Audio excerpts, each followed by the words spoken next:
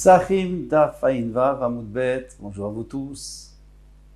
Alors on est toujours dans un dîner cache-route qui, sans rapport avec l'Oran Pessar bien sûr, Korban Pessar.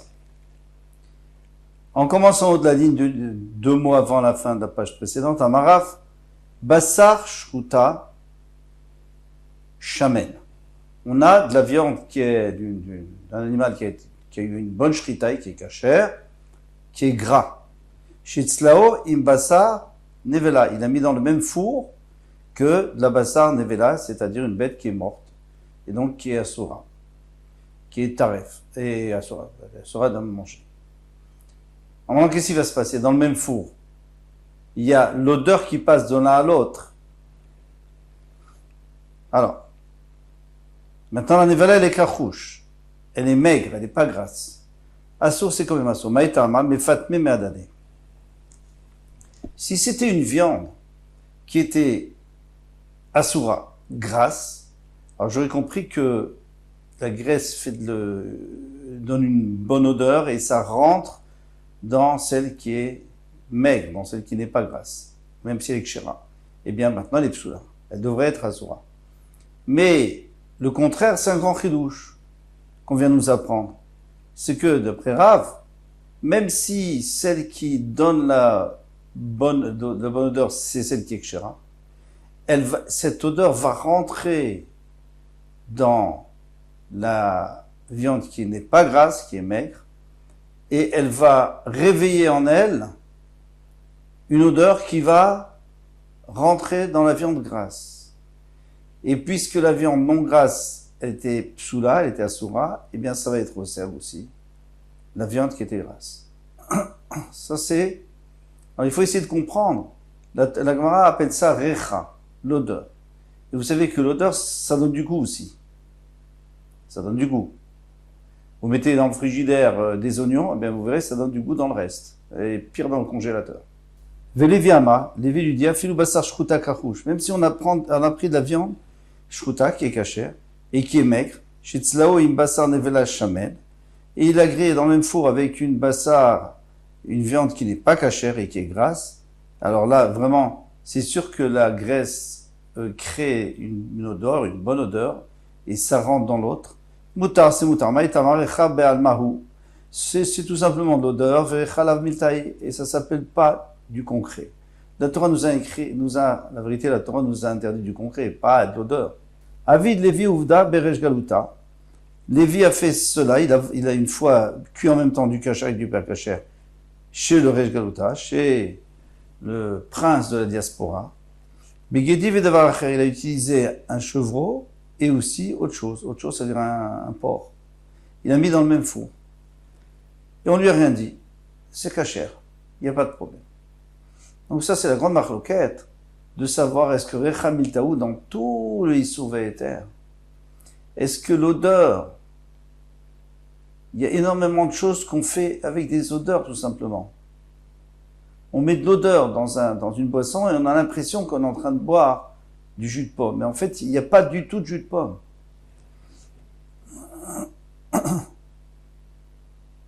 Par exemple. Métivé. Alors maintenant, on va voir une question. Là, on va apporter notre Korban Pessah pour voir qui a raison. Ravou, Lévi. En solim shde psachim. On n'a pas le droit de faire cuire 2 Korban Pessah dans le même four. Ils venaient à Tarouvet parce qu'ils vont se mélanger. Mais la Tarouvet, n'est-ce pas que c'est les goûts qui vont se mélanger, donc les odeurs vont passer de l'un à l'autre. Alors en fin de compte, il y a Chaboura numéro 1, il y a le groupe numéro 1 qui va manger le Korban numéro 1, le groupe numéro 2 va manger le Korban numéro 2, mais finalement, le groupe numéro 1 va profiter aussi du Korban numéro 2 puisqu'il va donner du goût. Et ça, on n'a pas le droit, puisque on sait très bien qu'on ne peut manger un Korban Pessah que si on s'est nommé avec, on s'est associé avant Pessah.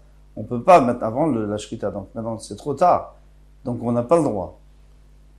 Donc c'est une preuve que Recha Miltaou, que l'odeur, c'est du concret. Kachia Lévi, c'est une Kachia qu'on dévie. Là, ce n'est pas une question. L'état on va être gouffé, on ne parle pas du tout des mélanges d'odeurs, c'est pas ça qui nous dérange, à la rigueur, pas grave ça. Mais on risque de se tromper, tout simplement. Le soir, quand on va venir pour prendre son korban, ils vont se tromper, et chacun va prendre le korban de l'autre. Acheni Nami Mistavra, et la Gemara nous dit, et ça a l'air comme ça a l'air que c'est ça le problème, c'est pas du tout l'odeur. Mais il est katane sefa, parce qu'à la fin, il est écrit à Filou Gedi Vetale. Même s'il y en a un qui a un chevreau et l'autre qui a, donc une chabora, un groupe qui a un chevreau et un groupe qui a un agneau, même dans ce cas-là, il faut pas les mettre dans le même four.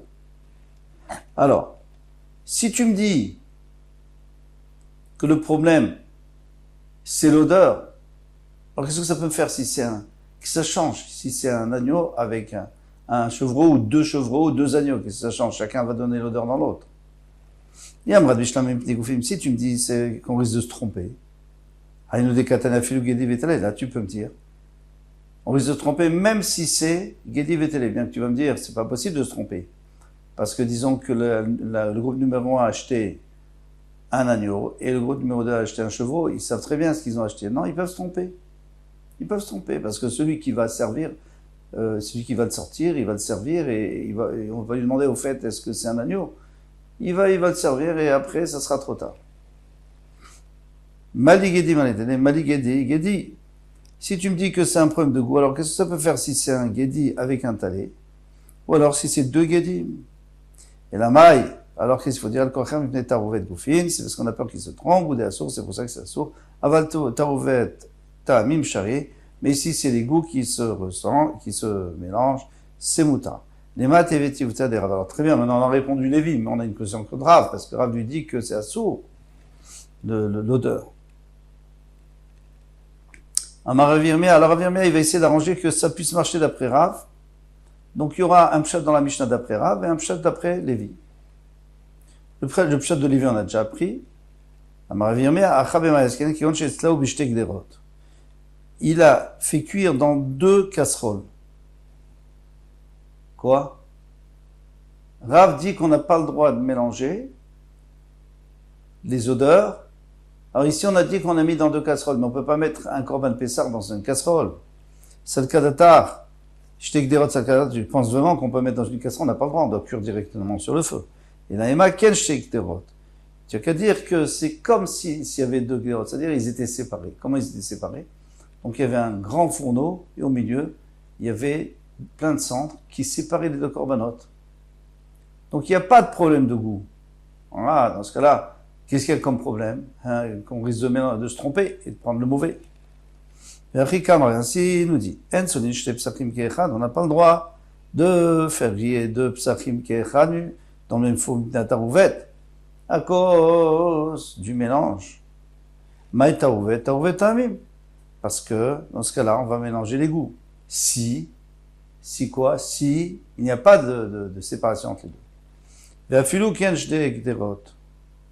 Maintenant, je te dis, et même dans le cas où il y a une séparation, comme si c'était dans 2 gderot, dans 2 casseroles. Délicat tarouvet tamim, à ce moment-là, les goûts ne se mélangent pas. Assour, c'est quand même assour, mishum tarouvet goufin, à cause du fait que c'est tarouvet goufin. Alors, ce que nous on connaît de la Mishnah, c'est la fin de la Mishnah. Donc, dire que c'est à cause duquel qu'on risque de se tromper. Va fil ou gedi vétalé. Alors là-dessus, on comprend maintenant pourquoi il dit, et même si c'est un gedi ou un talé, parce que si c'est 2 gedi, mais 2 tlaïm, alors c'est sûr. Alors là, c'est sûr qu'on peut se tromper, mais si c'est un guédé, un talé, j'aurais pu croire qu'on va pas se tromper. Il vient nous faire apprendre qu'on peut quand même se tromper. Amar Rav Mari a dit qu'Etanaï. On a déjà vu une marloquette qui ressemble à ça chez les Tanaï, parce que là, Rav et Lévi sont des Amoraïm. Arodé patrama, celui qui défourne du pain chaud. Untanal pichavitia, il le met sur une jarre de vin, chez le Trouma, de Trouma. Et lui, c'est Israël. Alors, il profite un peu du goût, de l'odeur du vin de Trouma. Rabbi Meir interdit. C'est normal. Parce que le vin donne une odeur dans le pain. Rabbi Yehuda m'a dit, Rabbi Yehuda permet. Donc, Rabbi Yehuda, apparemment, il pense que on ne tient pas compte de l'odeur, comme Lévi. Rabbi aussi matir b'shel chitim. Rabbi aussi, il permet, si c'est du pain de blé qui absorbe pas l'odeur, mais si c'est de l'orge, eh bien ça absorbe l'odeur, et c'est assoum des chasorim shavot, parce que l'orge absorbe l'odeur. Maïlav Tanaï, n'est-ce pas que c'est une marloquet Tanaïm?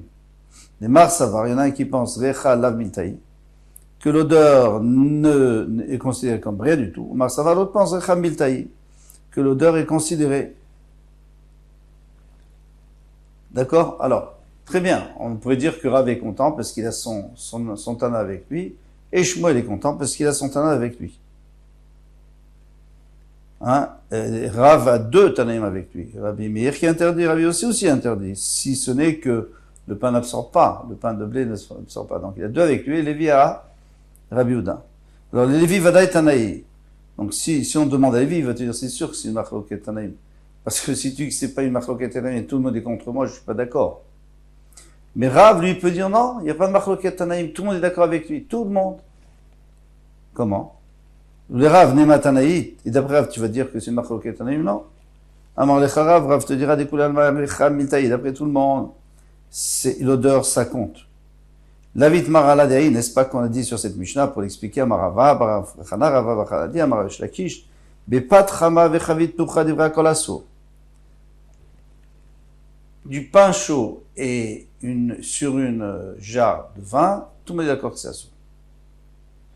Donc tout le monde est d'accord, d'après ça, tout le monde est d'accord que Recha Miltaou, que l'odeur, c'est assourd.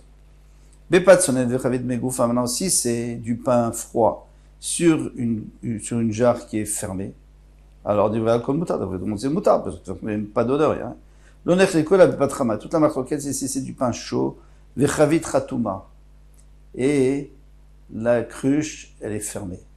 Mais à travers la cruche peut passer encore. Puisque c'est du pain chaud, ça absorbe l'odeur du vin qui va traverser la paroi. Donc c'est assourd. Pas de sonnet, d'après Rabbi Meir. Pas de sonnet vechavit torah. Ou alors si le pain est froid, mais la jarre est ouverte, donc c'est le même problème.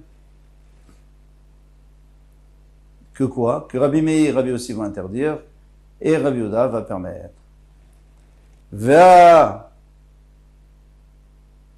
Ve'anamik, qui est patrama, ve'chavit, ptuchadamia. Et ici, notre problème à nous du Korban Pessah, c'est chaud.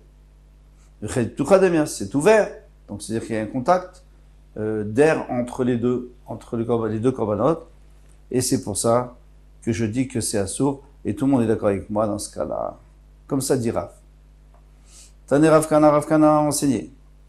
Rav Kana Bered Rabbi Chia, Saba, le fils de Rabbi Chia, l'ancien.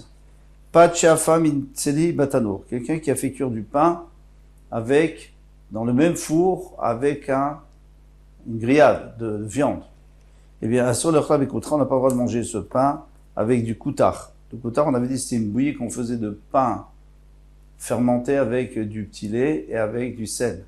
Donc, on n'a pas le droit de tremper dedans. Pourquoi? Parce que comme dans le pain, il y a l'odeur qui est rentrée, l'odeur de la grillade, eh bien, c'est assourd de le manger avec du lait.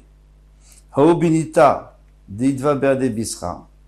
Il y avait un petit poisson qui avait été cuit dans le même four que de la viande. Asra Rabba mi Prazikia. Alors Rabba de Prazikia, il a interdit les michlé bekoutra de manger avec du koutar, qui est chalavi, du lait. Pourquoi? Parce que ça a pris le goût de la viande. Tout ça, c'est des preuves pour Rav. Mar Baravashi, Amarafilu bemilcha nami asura. Il dit, mais non, ce poisson, de toute façon, il aurait été assourd même s'il était cuit avec du sel. C'est pas le fait qu'il a pris le goût de la viande que c'est interdit. C'est interdit pourquoi? Mais milcha nami asura, il serait assourd. Mishum de kashia lerecha. Parce que c'est pas bon pour l'odeur, pour la laine. Excusez-moi, afilu bemilcha nami asura, même si je voulais le manger avec du sel, ce pain, je ne voulais pas tremper dans le lait, je voulais le tremper dans du sel, ça serait quand même assourd. Pourquoi c'est assourd? Mishum de kashia lerecha. Parce que on sait que du poisson qui est cuit dans le même four que de la viande, eh bien, c'est dangereux pour la laine. C'est pas bon pour la laine. Et aussi, d'avoir à faire, c'est pour l'autre chose, c'est l'etzarat. Ça donne la lèpre. C'est connu. Et c'est pour ça qu'on n'a pas le droit de mélanger le poisson et la viande. On va faire afsaka entre les deux. Voilà. On est arrivé à la Mishnah. On verra ça demain. Bezrat Hashem. Kol Touf.